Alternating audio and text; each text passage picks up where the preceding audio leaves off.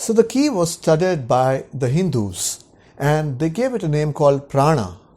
Interestingly, prana also means life. And anybody who has prana or lives on prana is called, therefore, a prani. Now, according to the Hindus, there are two basic energies possessed by everyone. The first is called the ida, which is cold, which is soft, and the other one is called pingla, which is warm and which is supposed to be a harder form of energy.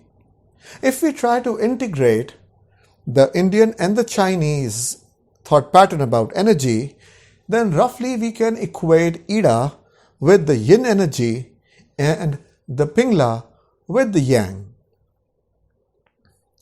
Now, the ida and the pingla, they are concentrated or flow through a channel which is there in the backbone, but they do not flow in a straight fashion. The energy does not flow in a straight way. It flows in waves or in the form of a spiral, which we'll study in a little while from now. So they do the movement like a snake, of what you study in Western astrology as dragon's head or dragon's tail. It becomes important because of this movement, or Kundalini becomes important because of this movement, which is called the serpent power within. So, because these two energies move in the form of a wave or a snake, they interact with each other. And once they interact with each other, a third energy, Sushumna, or the neutral energy, is born.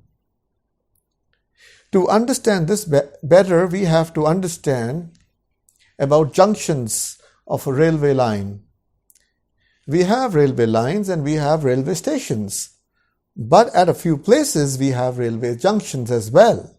So if there are more lines coming and meeting together, that particular place is called a junction, or you can call that a bigger station.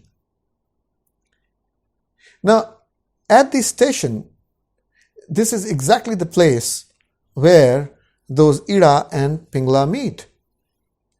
And once they meet each other, they create certain energy in the form of a spiral, which is called a chakra. And if we have to study a spiral in a 2D form, the best representation would be a wave. Okay, let me show you this. So for example, if we have from one perspective a 2D form of a wave like this, from another perspective, maybe you're looking from the side, this is almost the same thing. See? Now if I turn my board like this in the landscape format, and then it is quite similar. I hope you get the point. Even, the famous Dutch painter Vincent van Gogh, when he was small, he painted stars, and those stars were in the shape of spirals. And later did science discover that we are a part of the Milky Way galaxies, and there are billions and billions of galaxies in the universe, but they all have one thing in common, and the common thing is the shape. They are all in the shape of a spiral, right? So, energy, largely energy moves in the shape of a spiral. And that is something which is very important to be understood. So, these spiral energy centers are called as chakras, and these chakras or chakras, they distribute the energy throughout the body. So if you have to affect the energy flow, you have to hit at that particular chakra, you have to heal that chakra, and suddenly the ailments get healed. Okay, I was talking to you about the railway station and the junction and the importance of a junction. If we do not talk about the rail transport but about the road transport, then we have roads, but certain roads lead to a roundabout, certain roads just go straight, and certain roads meet at a joint where 3 or 4 roads are meeting, and that joint becomes very important. In the English language, we have a word trivial. Well, trivial would mean something which is of little importance. Alright, we can say that if trivial fines are imposed, that means fines of sums which are less or of less importance, then lesser people would follow or obey the traffic rules. However, in my psychological practice, I have seen that a lot of marital couples come to me and they fight over only trivial issues. So these trivial issues sometimes cause bigger issues. See, tri means three and via or via means road, and if we merge these two together, the word which is born out of them is trivial. People said, how this word came into being is that people used to think that do not discuss anything which is very important at a tri-junction of roads, because there a lot of people would be there, and if you discussed something which is very important at a junction where there are a lot of people, then they will know about it. So it is better that you come home, that you go to a safe or secluded or a lonely place, and then talk about things of importance. And therefore, trivial came to mean things of little importance. But I tell you to see this contrarily. If you want to disseminate information to more number of people, if you want to provide healing to maximum parts of the body, then you should look out for these junctions, for these trivial points.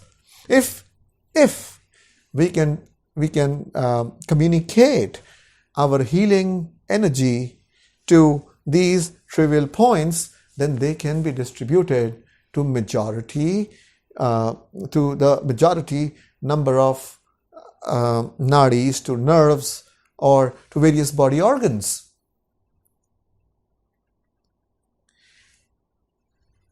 Okay, these energy centers, you can think of them as factories. They are the major churning points from where these energies are flowing.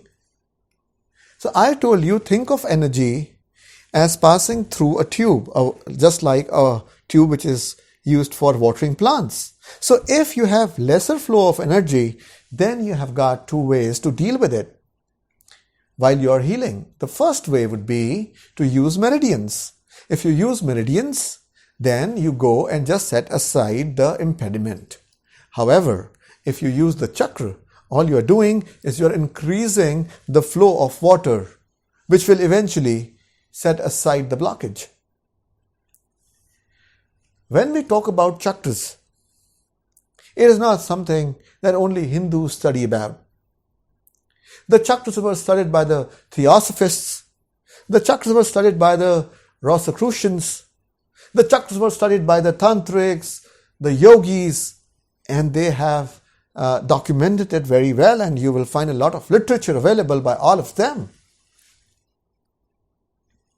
But the literature will not be in synchronization of each other.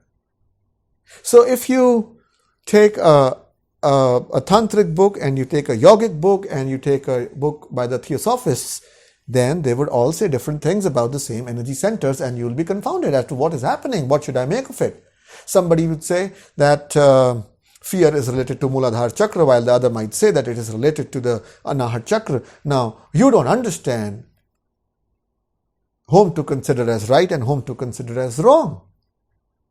Now think of it that this way.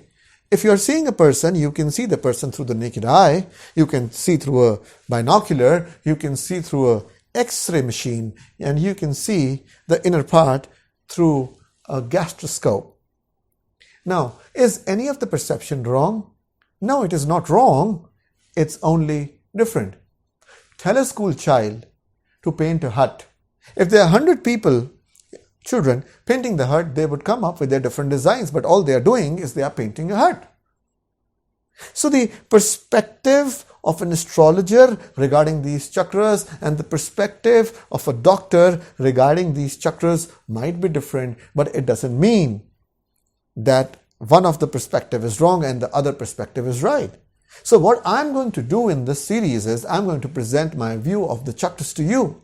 It might be different from the ones you studied. So please do not come back to me and say me that, this is something not what I read, etc. Because there's a lot to figure out, and different perspectives lead to different understandings, and those different understandings are documented perhaps in the books which you're reading or which you read long time back.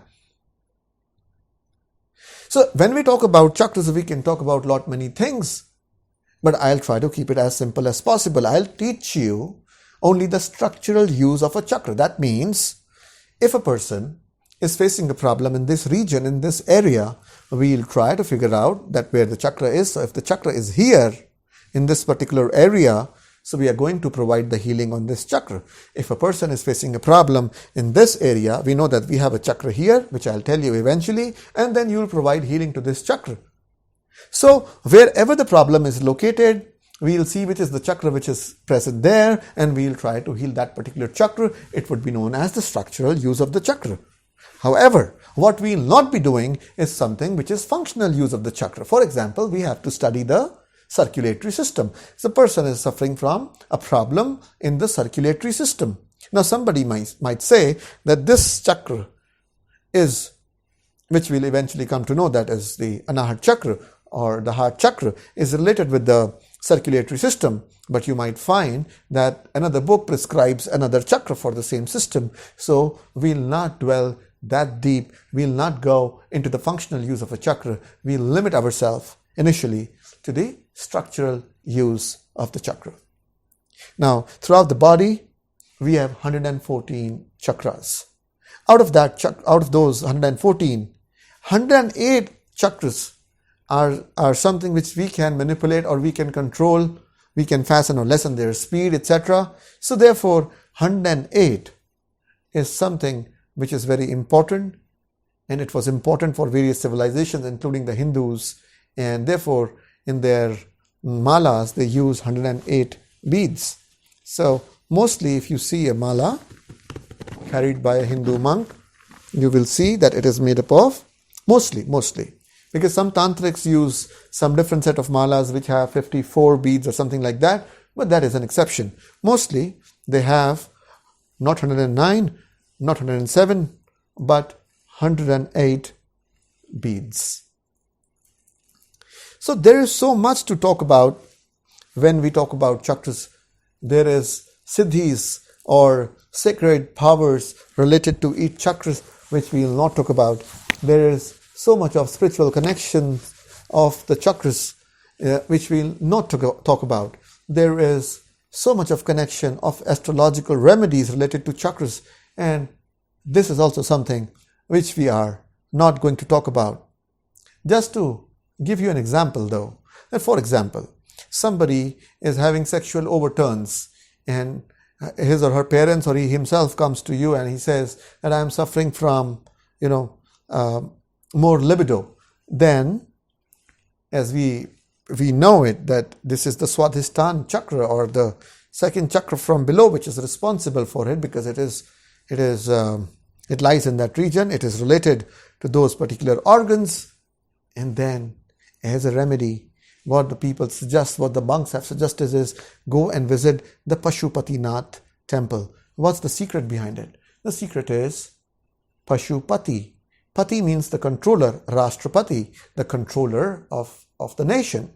And Pashupati, Pati is the controller of the Pashu or the animal instinct. So if a person is suffering more on account of animal instincts, then normally a seasoned astrologer was prescribe a visit to the Pashupatinath temple at a particular time during the year to try and solve the problem. But we are not astrologers, we are healers. So what instead we will do is we will log on to the Reiki energy and we will try and provide healing to that particular chakra at our clinic or in a distance healing session.